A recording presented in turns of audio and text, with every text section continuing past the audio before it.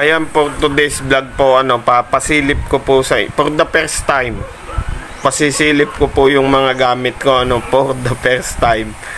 Yan po. Pero yan po ay hindi ko po pinalilimutan. Pasensya na po. Panoodin nyo na po natin. Don't skip ads, like and share. Isa pong mapagpalang umaga, Ito pong vlog na ito, pasisilip ko sa inyo yung mga gamit ko na matagal ko na din tinatangan, Ayan, for the first time ko po itong ipapakita, yung mga gamit ko, mutya at medalyon. Ayan. Umpisahan po natin dito sa taas, Ayan, kung mapapansin nyo, puro Tespico, Ayan.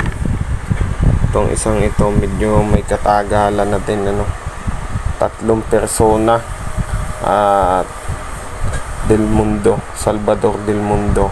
Ayan. Ayan po yung mga gamit natin.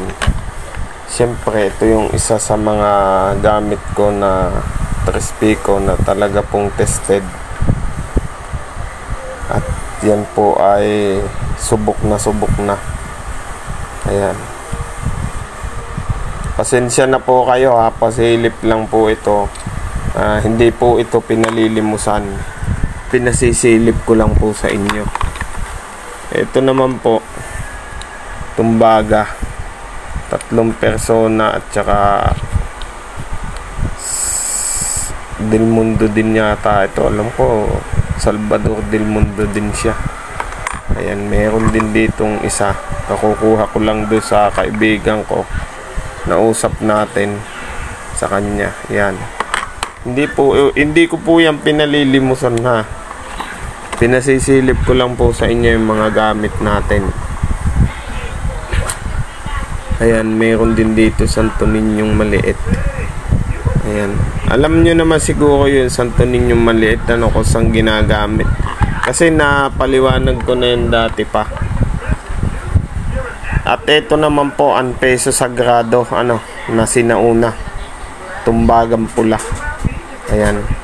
Yung mga guhit niya, halos hindi na makita, Ayan. Ayan po, yung mga gamit natin. Kasi kaya magkakabukod yan, katulad nitong dalawa na ito, nagagamit sila pampaswerte sa negosyo. Bukod dito sa pampaswerte sa negosyo, nagagamit din po yung pampaamo ito. Ayan. Dito naman tayo dumako sa kabila,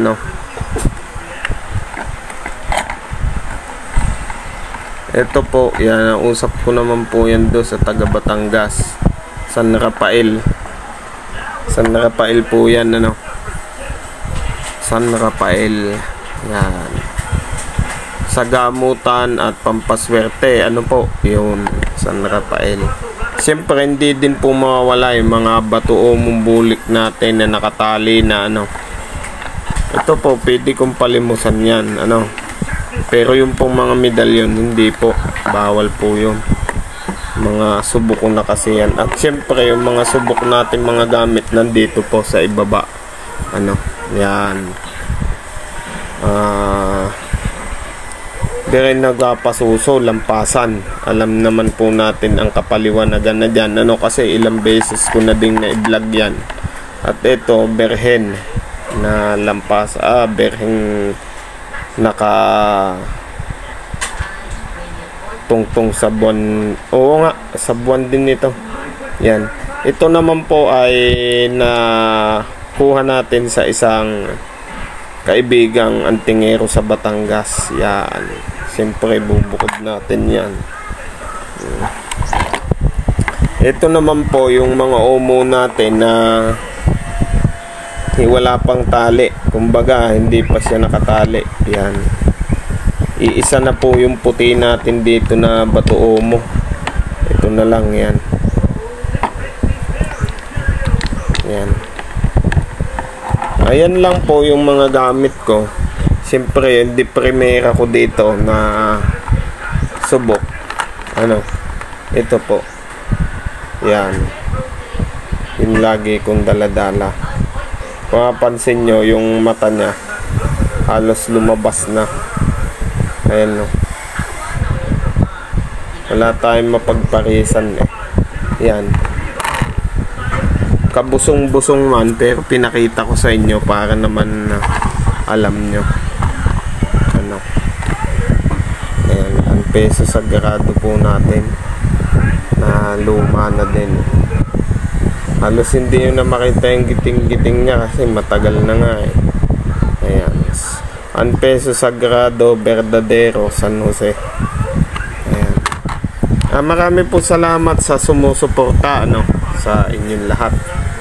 God bless po.